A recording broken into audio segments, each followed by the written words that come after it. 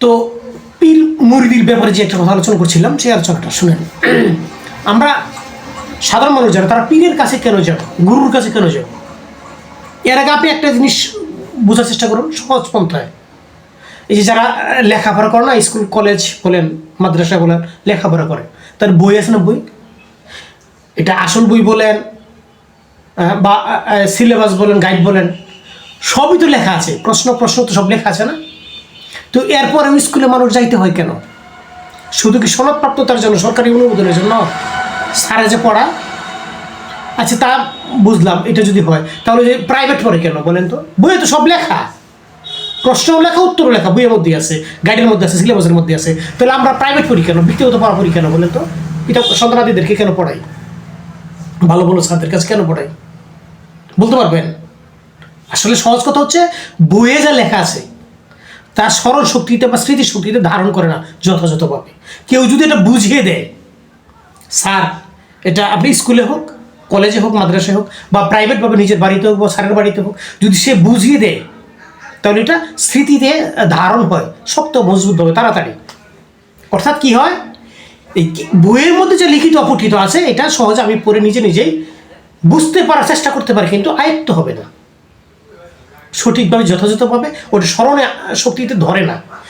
কোনো মানুষের মুখ থেকে যখন আমি ওই পড়াটা শুনবো বা ওই প্রশ্নটার উত্তরটা শুনবো, তখন আমার স্মৃতিশক্তিতে কী করে, মানুষের স্মৃতিশক্তিতে ধারণ হয় বেশি। এটা একটা সৃষ্টিকর্তার রহস্য বলতে পারেন, সৃষ্টির রহস্য বলতে পারেন।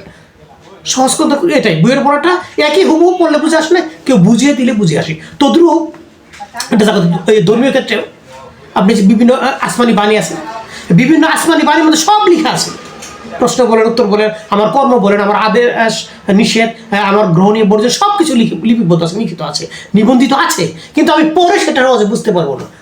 আর যদিও বুঝি, সেটা মনে ধরবো না, আমল করার মতো অবস্থান আমার মধ্যে তৈরি হবে না। বুঝতে পারলেন?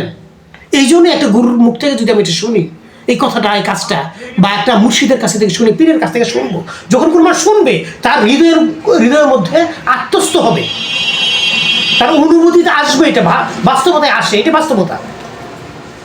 আমরা তো গুরুর কাছে যাই না, পীরের কাছে যাই, মুর্শিদের কাছে যাই না, অনেক কিছু যায় কি করে বলেন তো? নানান দুনিয়ার যত সমস্যা, বিশেষ করে রোগ বালায়, আমার এই রোগ, আমার এই অসুখ, আমার এই অসুখ, আমার এই সমস্যা, আমার এই মামলা, আমার এই মোকদ্দমা, তার সাথে আমার এই মারামারি, ধিদাধিদি, হিংসা, মানে দুনিয়ার যত লাভ লোকসানের বিষয় আছে সব মুর্শিদের কাছে শেয়ার করে বিভিন্ন নজর দেয়। আমার এই রোগটা ভালো হলো আমি এই নজর দিব, আমার এই সমস্যাটা দূর হলো আমি এই নজর দিব। গরু, ছাগল, হাঁস, মুরগি, টাকা পয়সা, ছাগল সরকার মান্যত করে ফেলায়, মুর্শিদের দরবারে নিয়ে দিয়ে জমা দিয়ে দুনিয়া হাসিলের জন্য। বাস্তবতা কিন্তু এরকম চলছে। এই দুনিয়া হাসিলের জন্য যখন মুর্শিদের কাছে যায়, পীরের কাছে যায় মানুষ, গুরুর কাছে যায়, তখনই ওই এক শ্রেণী মানুষের কাছে এটা দেখে ভালো লাগে না, এটা সমস্যা বোধ লাগে। দরবার গরু ছাগল নিয়ে যায়, টাকা পয়সা নিয়ে যায়, সব বাবারা দেয়, বাবা ডাকে, গুরু ডাকে, এই ইত্যাদি ইত্যাদি সম্মানে ভূষিত করে। সমস্যাটা কিন্তু এখানে, মানুষ যায় গুরুর কাছে, পীরের কাছে, মুর্শিদের কাছে, কখন যায়? দুনিয়ার সমস্যা নিয়ে যায়, সমাধানের জন্য বিভিন্ন মান্যত করে, চেষ্টা করে এ থেকে মুক্ত হওয়ার জন্য।